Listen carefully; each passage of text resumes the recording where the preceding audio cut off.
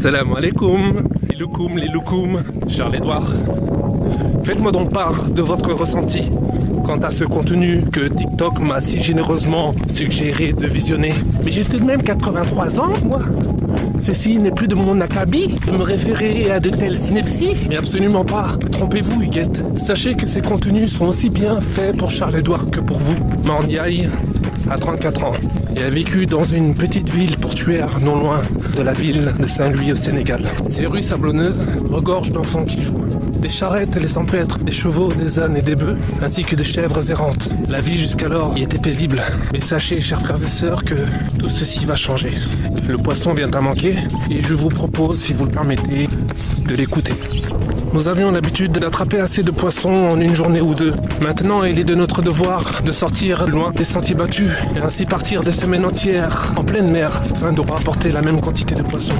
Au fur et à mesure où les poissons s'épuisent, les pêcheurs artisanaux construisent de plus grands bateaux, ceci afin de repousser plus loin leur champ des possibilités. C'est au cœur des traditions culinaires de ce merveilleux pays qui est le Sénégal qu'un symbole, que dis-je, l'emblème ayant dû flotter sur le drapeau tricolore à la place de l'étoile, vient à manquer. Le mérou, plus communément appelé tiof, mais indispensable à la composition gastronomique de ce traditionnel plat qui est le thieboudienne, se voit dès lors relégué au banc des absents. Et par banc, veuillez entendre ces groupes poissons se déplaçant en bande organisée.